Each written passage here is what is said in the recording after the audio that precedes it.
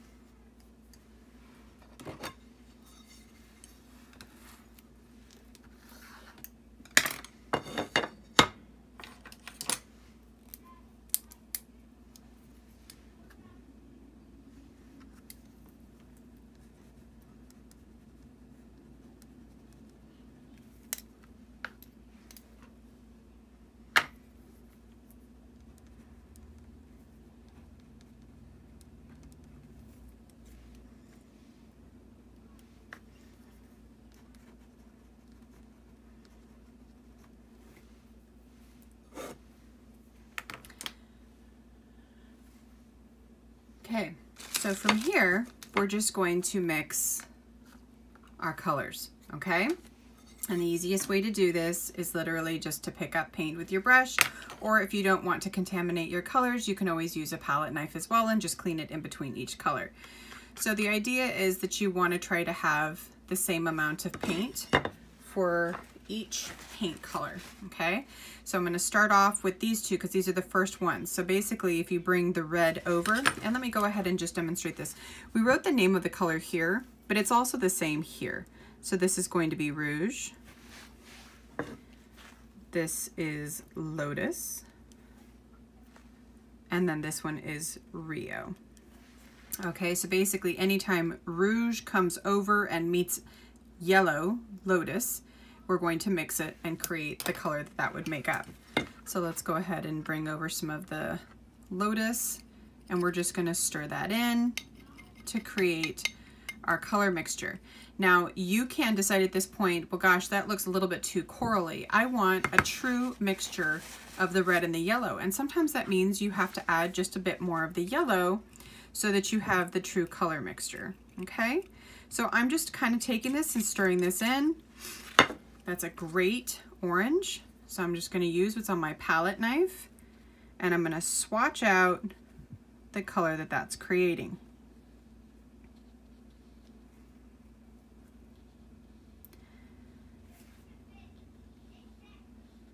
Now I also know that if I happen to mix this color with a little bit of white or with a little bit of black, it's also going to change it pretty dramatically. So now what I'm going to do is I'm going to open up my black. And you don't want a lot, you just want a tiny bit. So I'm just going to kind of pick up a little bit of that black because I don't want it to go crazy and dominate. And I'm going to stir that in, and that's going to give me an even richer, if I take a little bit more red, an even richer kind of orange color.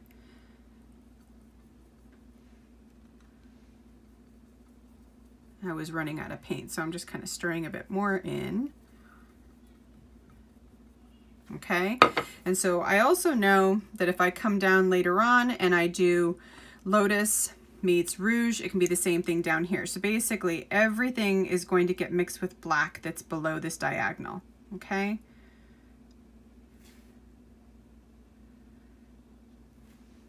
And that's not quite an orange color. It's actually pretty mauve-y. It's interesting. I like it, but that's part of the process of like getting to know your colors better, okay? So let's go ahead and take Rouge and Rio, mix those two together.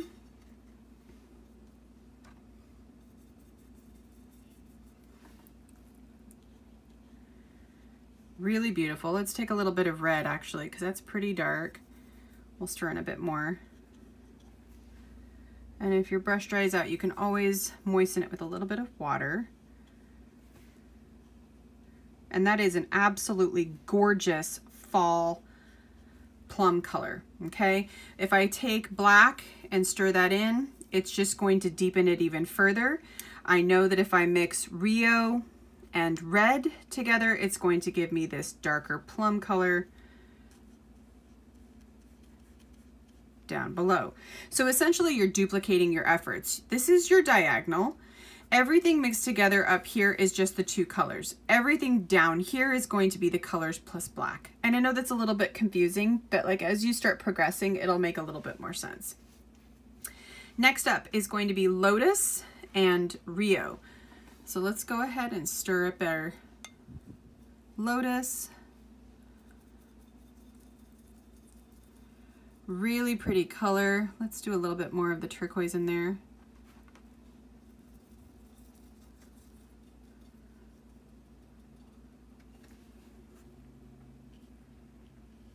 Gorgeous, gorgeous color. It's almost like an evergreen bough color.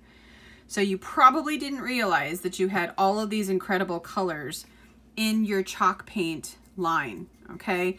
All it takes is a little bit of time and basic color mixing. This is the Rio, the Lotus, and a little bit of black. Rio and Lotus meet down here for the black section.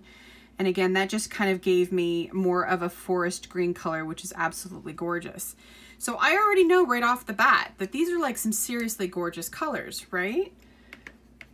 And that was just mixing the very basic. So the 2 and 2 plus black to give us a bit more variety. Now, if I were to take, say, black and red just by themselves,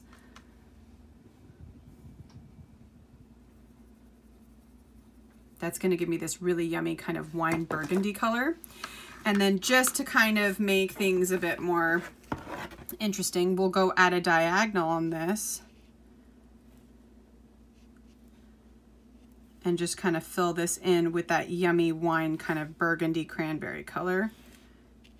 So we know now if we mix red with black that it gives us that gorgeous deep wine color. Okay, let's go ahead and wash our brush, dry it off, and do the same thing with our Lotus. You probably want more of the yellow just because that black is going to be pretty dominant. And holy smokes, we have a totally new color. This is black and Lotus. It's actually a gorgeous olive.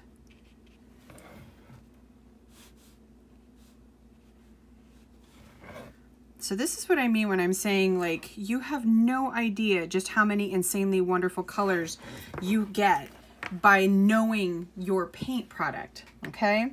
So let's go ahead and do this one more time, and then we're going to do some white additions as well, which they're not truly white, they're going to be the gray Limoge mixed in. This one is our Rio turquoise color, touch of black, stir that in. Maybe just a little bit more black. Gorgeous, just gorgeous. Coming in at a diagonal.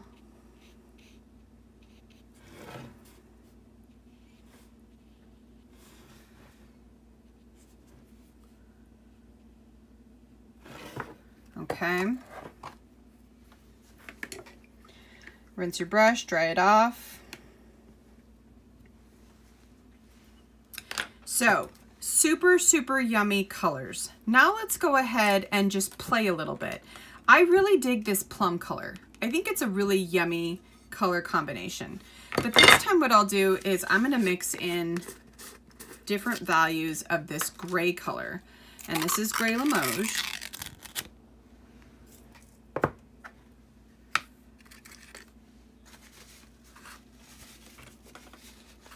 And like I said, I'm not worried about contaminating my lid because more times than not, I just kind of chuck these little top lid section areas.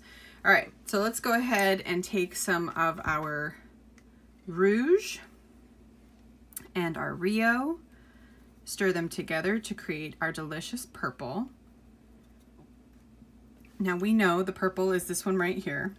This is the same that we created earlier. But if we take and pick up a little bit of gray and stir that in, we now have a really pretty kind of deep lavender color or lilac.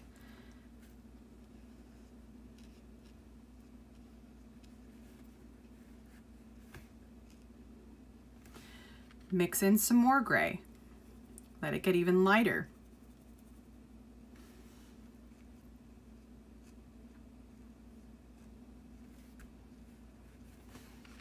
Even more.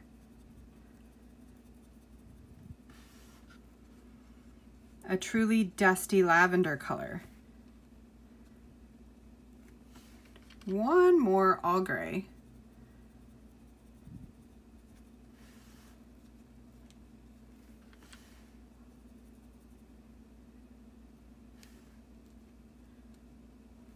And I had a lot of purple still on my brush there, so that one's a little deceiving. Okay, but you get the idea. So we basically are showing the different values and how many different variations of the same color you can get just by simply adding white or gray. So it started off with this really deep plummy color and you ended up getting a really pretty soft lavender. Let's go ahead and do the same thing with our orange. So we know right off the top that this is our red and blue. You can actually write that down if you need to. So this is Rouge plus Rio plus gray Limoge. Okay, this one we're going to go ahead and do Rouge and Lotus and the gray Limoge. Let's just simplify and do GL to make it simple. All right, Rouge, Lotus. This is our orangey color, but it's actually pretty corally. We know if we add more yellow to that, we're going to get closer to this color up here. So if we want to do that and keep it consistent, we can.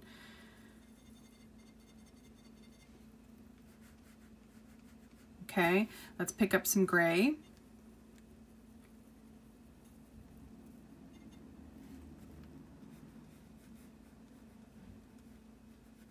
Super pretty.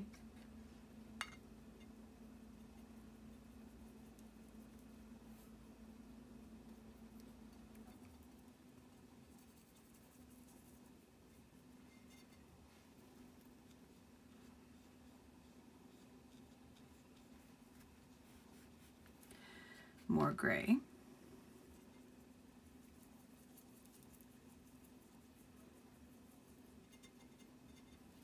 And it becomes almost like a light latte or maybe even a putty or a mushroom. Really pretty color combination.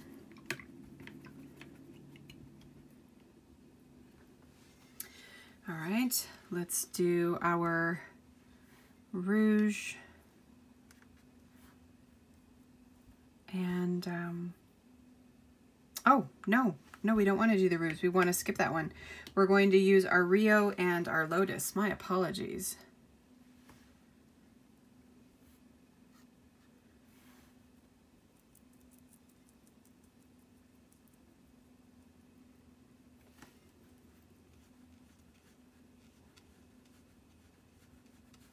More gray.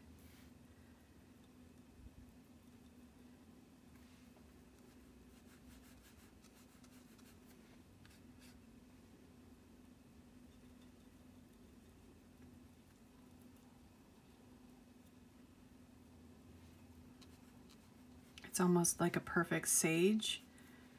Even more gray.